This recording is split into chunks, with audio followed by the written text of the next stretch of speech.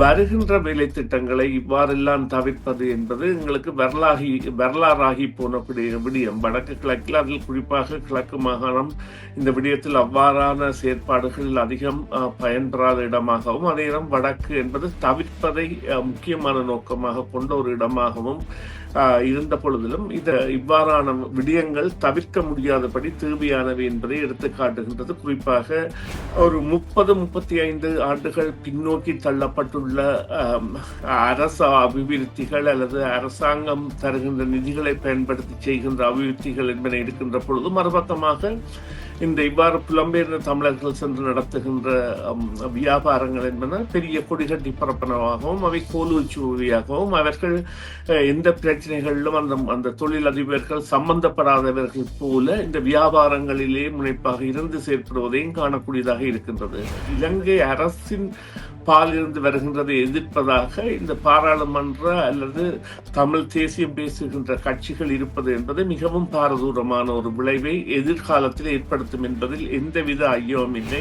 இப்பொழுது ஏற்பட்டிருக்கின்ற சூழ்நிலை என்பது இவ்வாறான விடயங்கள் தவிர்க்க முடியாதபடி தேவையானவை என்பதை எடுத்து காட்டுகின்றது. குறிப்பாக இப்பொழுது இந்தியாவில் இருந்து இலங்கைக்கு வருகின்ற பயணிகளில் பெரும்பாலானவர்கள் யாழ்ப்பாணத்தின் பலாலி விமான நிலையம் மூலமோ அல்லது காங்கிரஸ் துறைமுகத்தின் மூலமோ வருவதால் இவ்வாறான விடயங்களில் ஏற்படுகின்ற மாற்றங்கள் என்பன யாழ்ப்பாண பொருளாதாரத்திற்கான விக்தியை கொண்டு வரும்.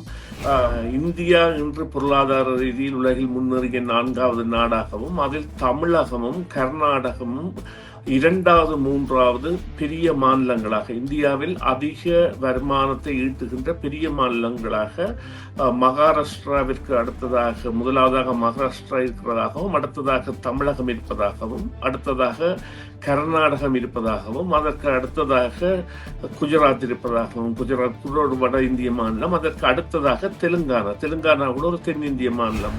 எனவே இவ்வாறான இடங்களில் இருந்து தொழில் செய்வதற்கான வசதிகள் கூட பெரிய ஆதரவை பெறக்கூடிய நிலைமை இருக்கின்றது. ஏனென்றால் செலவுகள் என்பன மிகவும் குறைவானதாகவும், பயண தூரம் என்பது சுமார் 1 மணித்தியாலத்திலிருந்து 4 மணித்தியாலமாகவும் இருக்கின்ற காரணத்தால், கடல் மூலமான பயணம் என்பது விரைவி பயணமாக இருந்தால் நிச்சயமாக அது ஒரு 4-5 மணித்தியால செயற்பாட்டில் அனைத்தையும் முடிக்கக்கூடிய விடயங்கள் இருப்பதால், அவ்வாறான பயன்கள் பெறக்கூடிய தன்மை இருப்பதால் இவ்வாறான அபிவிருத்தி திட்டங்கள் என்பன தடுக்கப்படுகின்ற அல்லது விசனப்படுத்தப்படுகின்ற நிலைமை என்பது தவிர்க்கப்பட வேண்டும்.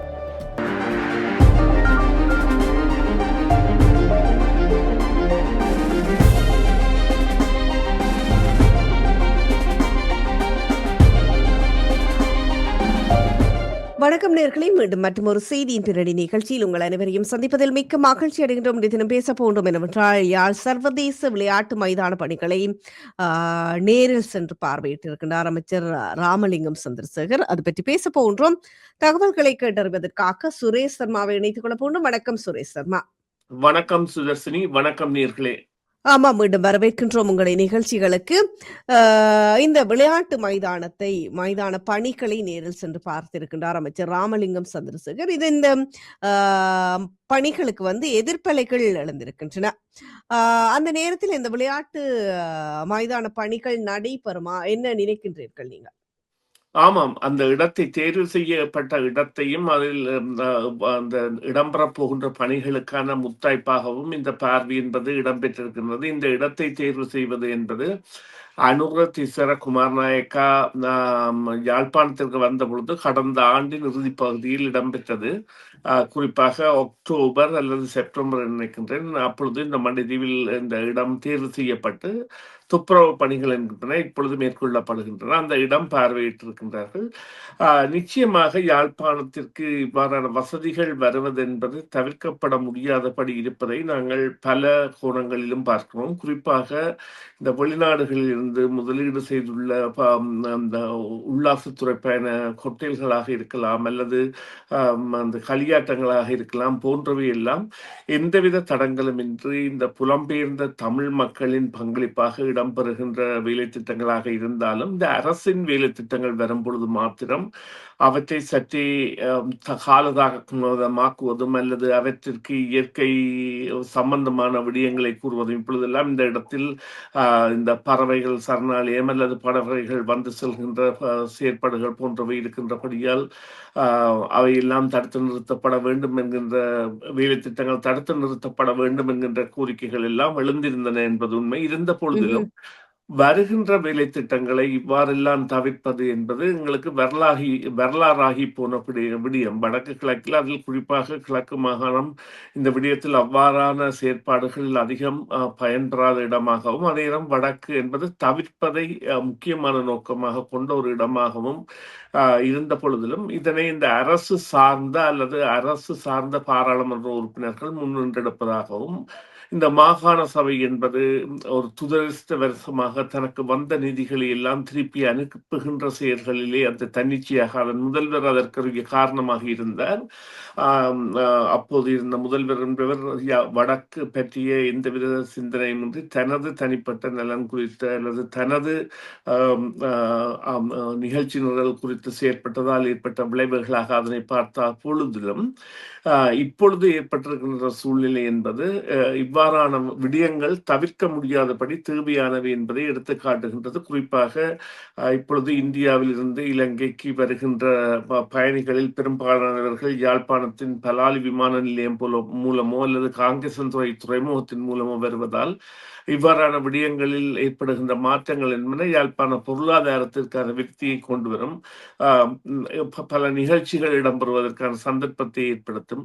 அதே போல இந்த பெருந்தர் நிர்மாணங்கள் போன்றவை கூட விஸ்தரிக்கப்பட வேண்டிய தேவைகள் ஏற்பட்டால் யாழ்ப்பாணம் மாத்திரமல்ல இந்த வடக்கு மாகாணமும் அதனோடு கிழக்கு மாகாணமும் ஒரு பயன்படக்கூடிய தன்மை வரும். அதனை நாங்கள் எவ்வாறு கூறலாம் என்றால் இந்தியா இன்று பொருளாதார ரீதியில் உலகில் முன்னேறிய 4வது நாடாகவும் அதில் தமிழகமும் கர்நாடகமும் 2வது 3வது பெரிய மாநிலங்களாக இந்தியாவில் அதிக வருமானத்தை ஈட்டுகின்ற பெரிய மாநிலங்களாக மகாராஷ்டிராவிற்கு அடுத்ததாக முதலாவதாக மகாராஷ்டிரா இருக்கிறதாகவும் அடுத்ததாக தமிழகம் இருப்பதாகவும் அடுத்ததாக கர்நாடகம் இருப்பதாகவும் அதற்கு அடுத்ததாக குஜராத் இருப்பதாகவும் குஜராத் கூட ஒரு வட இந்திய மாநிலம் அதற்கு அடுத்ததாக தெலுங்கானா கூட ஒரு தென்னிந்திய மாநிலம்.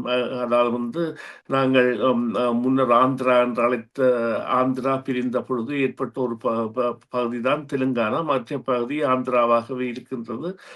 எனவே இவ்வாறான இடங்களில் இருந்து தொழில் செய்வதற்கான வசதிகள் கூட பெரிய ஆதரவை பெறக்கூடிய நிலைமை இருக்கின்றது. ஏனென்றால் செலவுகள் என்பது மிகவும் குறைவானதாகவும் பயண தூரம் என்பது சுமார் 1 மணித்தியாலத்திலிருந்து 4 மணித்தியாலமாகவும் இருக்கின்ற காரணத்தால் கடல் மூலமான பயணம் என்பது விரைவி பயணமாக இருந்தால் நிச்சயமாக அது ஒரு 4-5 மணித்தியால செயற்பாட்டில் அனைத்தையும் முடிக்கக்கூடிய விடயங்கள் இருப்பதால் அவ்வாறான பயன்கள் பெறக்கூடிய தன்மை இருப்பதால் இவ்வாறான அபிவிருத்தி திட்டங்கள் என்பன தடுக்கப்படுகின்ற அல்லது விசனப்படுத்தப்படுகின்ற நிலைமை என்பது தவிர்க்கப்பட வேண்டும். குறிப்பாக இதை பார்த்தீர்களானால் உள்ளக விளையாட்டரங்கு பழைய கச்சேரியில் கட்டப்படக்கூடாது என்கின்ற ஒரு வழக்கு ஒன்றுக்கு தடை விதிக்கப்பட்டு அதற்கான பிரதியீட்டு நிலங்களாக வேறு நிலங்களில் தற்பொழுது அந்த உள்ளக விளையாட்டரங்கு அமைப்பதற்கான நிலைமை என்பது பார்வை செய்யப்படுகின்றது. இவ்வாறான விடயங்கள் எல்லாம் தவிர்க்கப்படுவதை தவிர மாற்று வழிகள் கண்டுபிடிக்கப்பட்டாவது நடைமுறைப்படுத்த வேண்டிய கட்டாயத்தை நாங்கள் ஏற்படுத்தி இருக்கின்றோம். என்றால் ஒரு 30-35 ஆண்டுகள் பின்னோக்கி தள்ளப்பட்டுள்ள அரச அபிவிருத்திகள் அல்லது அரசாங்கம் தருகின்ற நிதிகளை பயன்படுத்தி செய்கின்ற அபிவிருத்திகள் என்பன இருக்கின்ற பொழுது மறுபக்கமாக இந்த இவ்வாறு புலம்பெயர்ந்த தமிழர்கள் சென்று நடத்துகின்ற வியாபாரங்கள் என்பன பெரிய கொடிகட்டி பரப்பனவாகவும் அவை கோலுச்சுவையாகவும் அவர்கள் எந்த பிரச்சனைகளிலும் அந்த தொழிலதிபர்கள் சம்பந்தப்படாதவர்கள் போல இந்த வியாபாரங்களிலே முனைப்பாக இருந்து செயற்படுவதையும் காணக்கூடியதாக இருக்கின்றது. இதற்கு நாம் 3-4 பெரிய உதாரணங்களை கூறலாம். இவ்வாறான தனிநபர்களின் அதாவது வியாபார விஸ்தரிப்பு என்பது அவர்கள் சாதக நிலைகளை அறிந்து செய்கின்றார்கள். அதே நேரம் மற்றும் அந்த இலங்கை அரசின் பாலிருந்து வருகின்றதை எதிர்ப்பதாக இந்த பாராளுமன்ற அல்லது தமிழ் தேசியம் பேசுகின்ற கட்சிகள் இருப்பது என்பது மிகவும் பாரதூரமான ஒரு விளைவை எதிர்காலத்தில் ஏற்படுத்தும் என்பதில் எந்தவித ஐயமும் இல்லை. அதை ம்ஹ்ம். அவர்கள் நிறுத்த வேண்டும்.